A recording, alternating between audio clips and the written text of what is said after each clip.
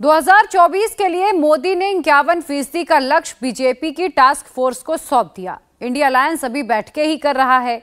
क्या India alliance ने अभी से ही हार मान ली है या कोई नई रणनीति बनाने में लगे हैं?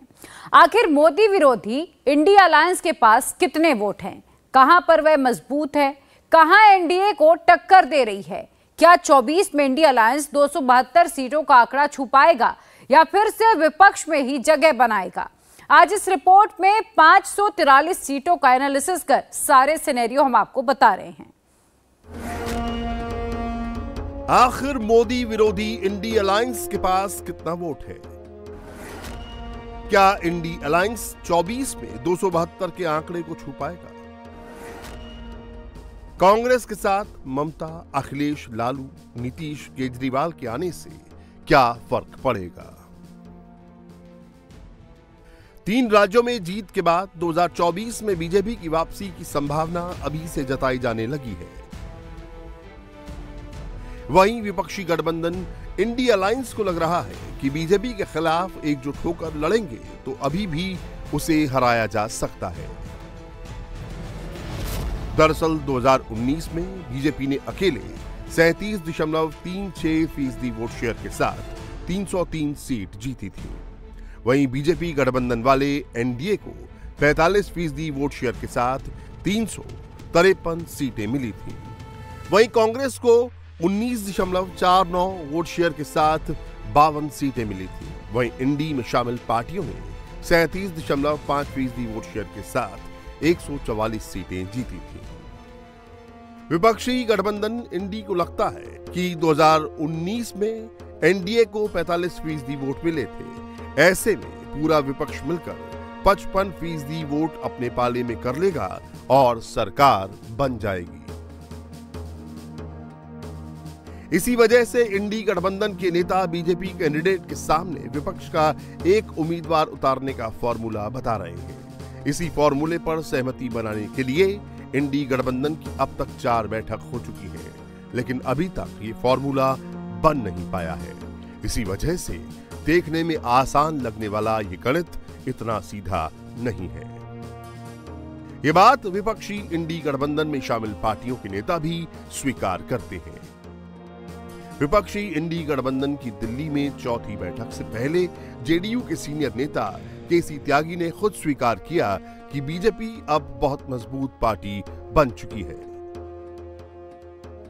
भारतीय जनता पार्टी को बगैर एकताबद्ध हुए, बगैर इकट्ठा हुए, बगैर एक सुनिश्चित कार्यक्रम के अभाव में पराजित नहीं किया जा सकता।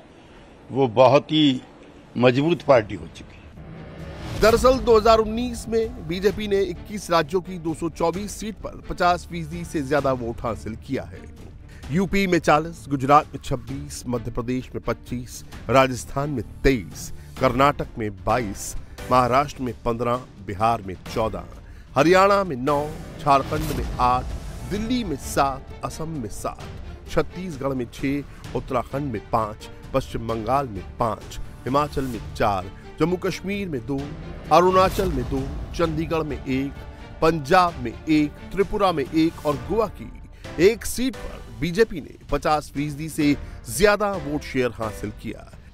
यानी इन सीटों पर अगर विपक्ष एकजुट होकर भी चुनाव लड़ता तो इन 224 सीटों पर नहीं हरा पाता। यदि हम 2019 के लोकसभा चुनाव को आधार माने तो 2024 में इन 4 कैटेगरी में एनडीए और इंडी के बीच मुकाबला होने की संभावना है।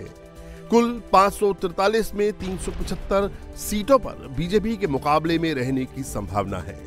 वहीं कांग्रेस 261 सीटों पर मुकाबले में रहेगी। क्षेत्रीय दल इंडी गठबंधन और एनडीए के बीच 353 सीटों पर मुकाबला होने की उम्मीद है। पहली कैटेगरी में 190 यानी 35% सीटों पर बीजेपी वर्सेस कांग्रेस का मुकाबला होगा। दूसरी में 185 यानी 34.1% सीटों पर बीजेपी वर्सेस रीजनल पार्टियों के बीच मुकाबला होने की उम्मीद है। तीसरी में यानी 17.9% सीटों पर regional party versus regional party के बीच मुकाबला होने की संभावना है। जबकि चौथी 71 यानी 13.1% सीटों पर कांग्रेस वर्सेस रीजनल पार्टियों के बीच मुकाबला होने की उम्मीद है। सबसे पहले बात पहली कैटेगरी की। इसमें 190 सीटें हैं। यहां पर बीजेपी का सीधा मुकाबला कांग्रेस से है। बीजेपी ने 2019 में इनमें से 175 सीटें जीती, वहीं कांग्रेस को सिर्फ 17 सीटें मिली। इनमें हिंदी भाषी राज्यों में मध्य प्रदेश, छत्तीसगढ़, राजस्थान, गुजरात, उत्तराखंड, हिमाचल प्रदेश, दिल्ली, हरियाणा के अलावा गोवा, कर्नाटक, असम और महाराष्ट्र की भी कुछ सीटें हैं। हिंदी भाषी राज्यों में बीजेपी का सीधा मुकाबला कांग्रेस से था। वहीं गोवा, कर्नाटक, असम, हरियाणा और महाराष्ट्र में क्षेत्रीय दलों की सीमित भूमिका थी। देखा जाए तो ये सीटें जहां पर एनडीए में कांग्रेस की सहयोगी पार्टियां जैसे सपा, तृणमूल और लेफ्ट की बहुत सीमित भूमिका है, वहीं महाराष्ट्र में उद्धव गुट की शिवसेना और शरद पवार वाली एनसीपी जरूर है, लेकिन दोनों टूट के बाद काफी कमजोर हो चुकी हैं। हालांकि इन 190 में से 19 सीटों पर जीत के अंतर से अधिक वोट तीसरे स्थान पर रहने वाली पार्टी को मिले। इनमें से 13 सीटें बीजेपी ने जीती, यानी यहां पर एनडीए के एकजुट होने का फर्क पड़ सकता है। इन 190 सीटों पर कांग्रेस के मुकाबले बीजेपी का वोट शेयर 20% ज्यादा था। बीजेपी को इन सीटों पर 56.5% वोट मिले, वहीं कांग्रेस को 35.3% वोट मिले, जबकि अन्य को 3.9% वोट मिले। यानी कांग्रेस अपने साथ यहां अन्य को भी जोड़ ले तो बीजेपी को ज्यादा नुकसान नहीं पहुंचा पाएगी। अब बात दूसरी कैटेगरी की। इनमें 185 सीटें हैं और यहां पर बीजेपी का सीधा मुकाबला क्षेत्रीय दलों से है। 2019 में बीजेपी ने इनमें से 128 सीटों पर जीत दर्ज की, वहीं क्षेत्रीय दलों को सिर्फ 57 सीटें ही मिल पाईं। वोट शेयर के मामले में भी बीजेपी आगे रही। बीजेपी को क्षेत्रीय दलों के मुकाबले 7% ज्यादा वोट मिले। यहां पर तीसरे नंबर पर रहने वाली पार्टियों को भी इतना ही, यानी 7% वोट मिला। यानी इंडी अलायंस के सभी दल उत्तर प्रदेश, पश्चिम बंगाल, ओडिशा, बिहार के कुछ हिस्सों और महाराष्ट्र में साथ आए तो मुकाबला रोचक हो सकता है। इन 175 सीटों में से 88 सीटों पर कांग्रेस तीसरे नंबर पर रही, वहीं तीसरे नंबर की पार्टी को 55 सीटों पर जीत के अंतर से ज्यादा वोट मिले और उनमें से 30 सीटें बीजेपी ने जीती। ऐसे में इंडी अलायंस के लिए यहां पर उम्मीदें ज्यादा हैं। इन 185 सीटों पर बीजेपी को 47.2% वोट मिले, वहीं क्षेत्रीय दलों को 40.2, अन्य दूसरी पार्टियों को 7.4 और कांग्रेस को 4.3% वोट मिला। ये गणित इसलिए इतना सीधा नहीं है क्योंकि यूपी में 2019 में सपा और बसपा ने मिलकर चुनाव लड़ा था, वहीं कांग्रेस अकेले लड़ी थी। इस बार बसपा इंडी अलायंस में शामिल नहीं है। वहीं 2017 के विधानसभा चुनाव में कांग्रेस और सपा मिलकर चुनाव लड़ी थी, तब उसे मात्र 21.8% वोट शेयर के साथ कुल 403 सीटों में से 47 सीटें मिली थीं। यानी दोनों दलों के पहले साथ आने से बीजेपी को कोई फर्क नहीं पड़ा। यही वजह है कि सपा अध्यक्ष अखिलेश यादव लगातार कह रहे हैं कि बीजेपी को हराने के लिए यूपी में 80 सीटों को जीतना होगा, यानी बिना यूपी में जीते इंडी अलायंस का कुछ नहीं हो सकता। इंडिया गठबंधन जो बना है जी, ये जो मैंने पहले दिन से कहा, स्ट्रेटेजी हमारी वही पीडीए रहेगी और भारतीय जनता पार्टी को हराएंगे। सर चुनाव में कुछ दिन बचा है, प्रधानमंत्री का चेहरा कौन होगा? यूपी में 80 हराओ सर, प्रधानमंत्री का चेहरा कौन होगा? और लोकतंत्र बचाओ। चेहरा कौन होगा सर प्रधानमंत्री का? प्रधानमंत्री के चेहरे से बड़ी बात यह है कि लोकतंत्र का मंदिर कहने वाली जगह पर लगातार सांसदों को बाहर निकाला जा रहा है जी। क्या ये सामान्य बात है?